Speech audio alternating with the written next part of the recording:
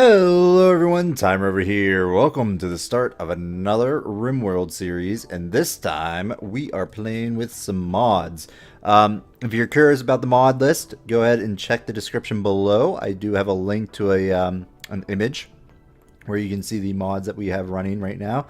A couple standard ones that I used in the Alpha 16 one. But others we'll explore later, such as like robots and bionics, creating your own bionics. I of course have the tilled soil mod, and one of my favorites, the allow all tool.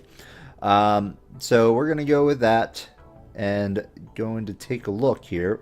I went ahead and just skipped over the setup portion of this, but we are running on Cassandra Classic with the extreme difficulty, and we are on a boreal tundra, I believe here. Or no, maybe it's the forest. Yeah, Boreal Forest. So we're running there, which is going to be pretty cold in the winter, which is what I kind of wanted. I kind of wanted a cold environment for this playthrough. So we're going to be looking to dig into the ground, try to stay warm, and so on and so forth. But what are we going to do first off here?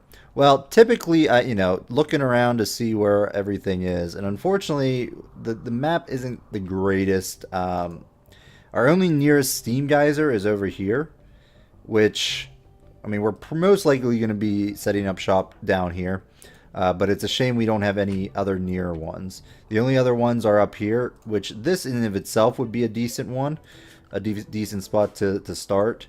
However, we lose a lot of space that we can build. If I can do it. It's like I can't build anything up here. So like I would have to wall it off right here.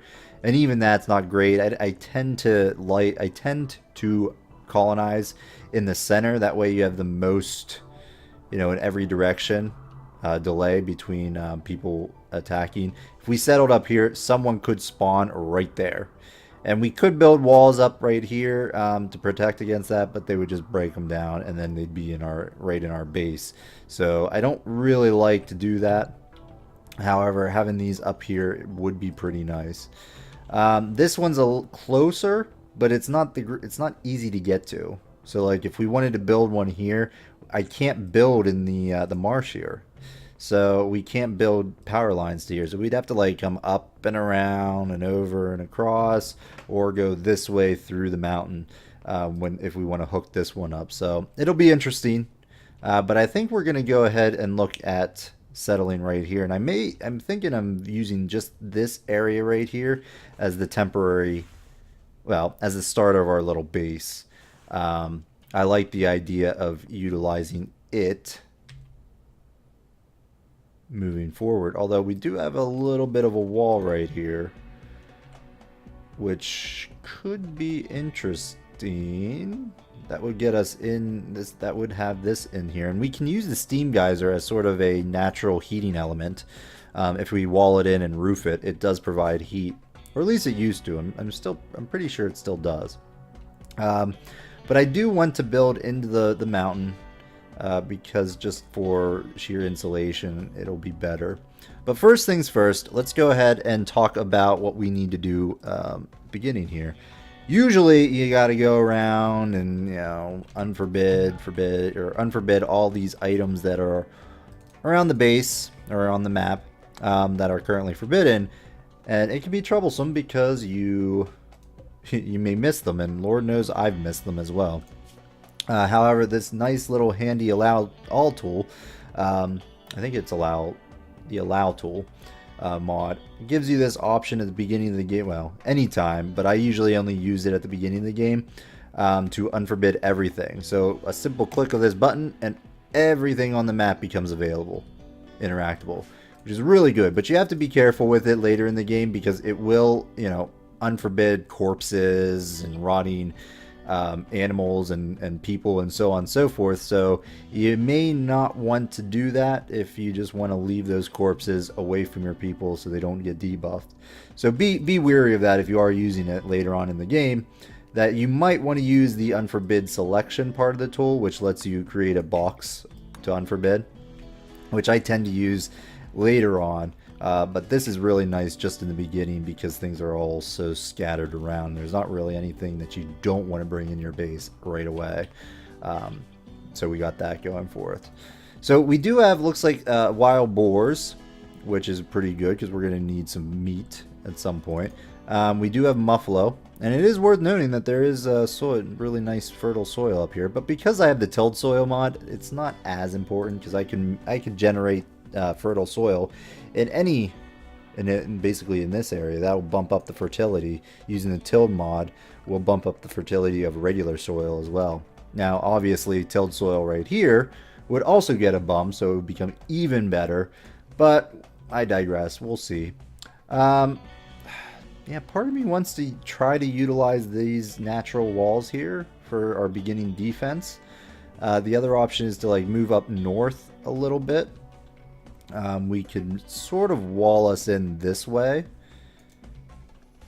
But then again, we do have the soil over here, which I think we kind of want to utilize. So it's a little iffy. Now, oh, right, we do have heal root because we're on the Boreal Forest map. It does have heal root, so that is fantastic. We're going to want to probably get that right away. So I'm going to go ahead and just do that. And I even will, I'll wait for the berries, but I do want to schedule a chop of the berries as well before we move forward. So where are we going to stay? The options here are up north in this area, sort of build out a little bit of a hut here.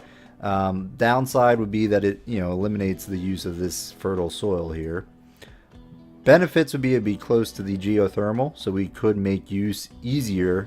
We can make use of this a lot easier for heat purposes as a heating source, because it wouldn't take long to wall that up and become, our own heating element. Or we could make use of this alcove here and just sort of like put up a couple walls and get everybody indoors really quickly. And then just sort of like work our way around that. That way we would have this to deal with. At least it's not as defensible. Over here we could like, wall it up over here or diagonally or so on and so forth. But no, I think I'm going to go ahead and utilize this because I do want to go into the mountain a little bit. And I think this will be a nice setup, at least temporarily. Now we could expand down here and try to make use of this and start digging down this way. The other option is to expand, over here. Then we have all this space to build on. We can close it off there, close it off up here, and then just start building into the mountainside, which I think is what we're ultimately going to do. But I think temporarily we're just going to go ahead and wall this off and try and just get our people indoors. So let's go ahead. Actually, I think I'll just do that rather than doing this.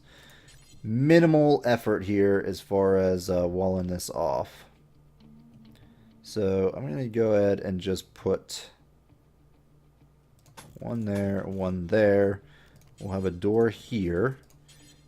I'll just throw that there. I mean, I think it's okay if we left that disconnected. I think it will still count as indoors. But just for aesthetic purposes, I'm going to go ahead and just put that down. We have the door, then go ahead there. And then they'll wall that up or roof that area. And then we can at least get things situated there. So what's next? Next, we need to set up our growing zones. So on this map, we only have 20 days worth of growing, so it's not really feasible to grow corn, at least not in this current climate, because it takes 11 days of corn to grow, and that's not including the day-night. So with the day and night, it would take about 22 days, which is beyond our ideal growing period. That's not to say they won't grow, but we could get hit. The closer you get to your end of your growing period, the more likely you are to be hit by like a cold snap or get cold weather that will kill them. So we're going to try something else. We're going to just go with rice. And we're going to utilize this patch of fertile soil. We may not always use it, but I think for the beginning portion here, it's good to do that. And over here, I will go with a patch of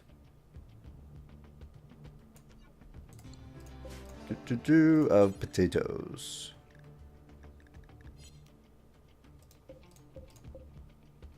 Yeah, I think that'll be fine.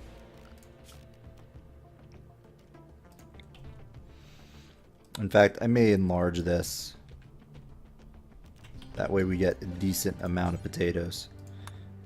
And of course we need to go ahead and do the tilled soil as well. Now that's going to take a little bit of time in order to build that up, but that's okay. Now we do we have, oh right, the monkey here. Yeah, so we have a monkey which doesn't really do anything, but apparently is bonded with Atlas, so unfortunately we can't kill it, otherwise Atlas will flip out. And speaking of our pawns here, our colonist, I did name them after viewers who have submitted their names in previous Rimworld episodes as well as other games. If you do want your name added to a list, right now I have a spreadsheet started that I'm keeping track of everyone who wants to be in the game, and randomizing it for every new game. So if you do want in, go ahead and just make a comment below and I will add you to the spreadsheet and we'll get you in as soon as we can. But as our colonists right now, they're pretty decent. Like usual, I try to start with not terrible people. So Atlas here is incapable of nothing. Steadfast and Teetotaler. Steadfast is really nice, and Teetotaler just means they won't use any alcohol or drugs or anything like that, which I tend not to deal with too much in general. So I don't see that as a negative. Obviously, some of those drugs can be used to improve moods in emergency situations or for other reasons. So, but he won't use them. Otherwise, Atlas is going to be our doctor. And eventually will be a very good artist. But primarily, I think Atlas is going to be our constructor. Okay, he has the lowest, he doesn't have the highest out of the three, but in terms of full-time stuff, constructing is going to be what he does the best, or the most of. Valentine, she is a fast walker, steadfast, and trigger happy. Not the greatest shot though, but will shoot faster but less accurate. What Valentine will be is our researcher, and cook and grower. Those are two important things. But primarily, we'll just be researching once we get that set up. Big A, on the other hand, is going to be our primary cook and grower. Okay, so obviously, both Valentine and Big A will grow in the beginning of the game, just to get things set up. And then after that, I'm going to switch Big A to primarily doing growing and cooking. Valentine will be sort of the backup cook, and until we, get more people, and just primarily focus on intellectual or research. So that'll be interesting. But we do need to take a look at shooting. So Atlas, you're going to take the bolt action. Valentine, you will take the pistol. And Big A, you are a brawler, which we haven't talked about. You're a hard worker, brawler, and psychically deaf. All pretty good. I do like to have brawlers, meleeers, so it's always good when you compare a melee with a brawler. Where's my knife? Hello, where's my knife? There it is. He was standing on it. Match made in heaven. Alright, so we got that set up. We need to work on these priorities. I usually like to set up a default priority set here, which... Oh, haul priority. That's one of the mods I have here. High priority hauling works like the regular kind, but only for things that are manually designed. Use architect orders, haul urgently to designate things to haul. Added by the allow tool mod. So this is from the allow tool mod. I guess what it means is I can basically set this to be hauled right away. So we can leave that at a 1. And that way, if I need something hauled right away, I can do that, and they will do it. wardening, and then basically set everything else to 0. It's a shame that I haven't, I didn't get a mod that actually let me default these. I had one, and I just didn't include it for some reason. Forgot about it, I think. And then just copy and paste it, and that's where I start with everybody usually. But for right now, I think what I want is I want growing. So give me a... You guys both focus on growing. Constructor, you can do a 2. So big A, you know what, big A, go back to 2 there. Valentine can start the growing process, that's fine. And big A can start... oh wait, no, never mind, that's right. We're going to put you at a 2 for that. Grow first. Atlas, you are going to be my primary constructor for right now. After you're done, after you guys are done with your growing, you're going to haul. Okay? And Atlas, same with you. If there's nothing to construct, haul. And that's how we're going to start for right now. Plant cutting. What I might do is set one person to do some plant cutting eventually. Yeah, let's put Atlas on that duty, because we are going to want to harvest a lot of these resources here, so we're going to do that. I'm being warned that I do need some sleeping spots, so we're going to just go ahead and throw in some sleeping spots right in there. That's fine. We got these things that are sort of wandering in our base, which is not good. Why can't I do this? Oh, that's right, I forgot. So one of the mods I have actually allows for haulers to bring materials to these areas, which is really nice. Atlas is throwing up, obviously. Alright, we're gonna have, like, things... Yeah, get out of there. Go ahead and go do this. No! Keep them out! Urgh. Construction failed. Go, get out. There we go. Shoot! We still have another one in. Alright, well, we're gonna have to hunt this at some point. Let's put down a job to hunt here. It's running.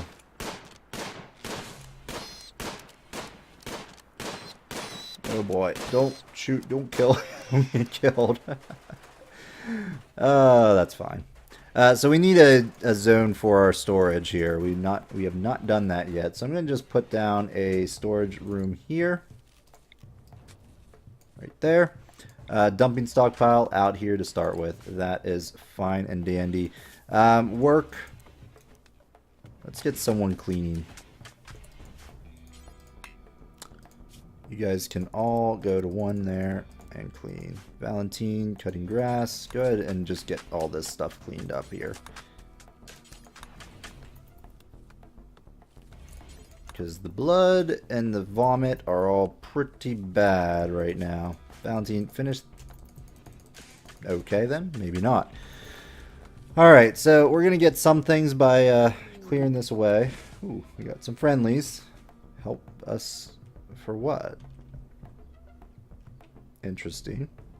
Now I do have the hospitality mod, so I think we're gonna look at setting that up right now. Well, not yeah. Valentine, you're gonna be the warden, and you're gonna set our social. Oh, they're not visitors, so we can't interact with them that way. Okay, that's fine. All right, we do need to get these meals in though, so I think I'm going to use that thing to expedite the hauling, just so they all get the meals in. And in fact, I'm going to do that for everything. If there's any other meals that I can see right down here. We want to make sure those get in, although they won't rot because they're outside. Well, they'll rot because they're not on roof, but they won't like deteriorate because of heat or anything like that, because they're packaged survival meals. Animals will eat them, so we want to make sure to get them indoors and out of the way pretty quickly so that they're not eaten by the animals outside the base. Now I think I don't think we have a night owl. No. Good. But I think that's all for this episode. We're going to go ahead and put a cut in here. Not too bad. We got a decent amount done. Might be over-exhausting ourselves with regards to this, but I don't know. I'm okay with it. Eventually, we'll take a look here. And we're going to need to get some power up as well as a freezer pretty quickly.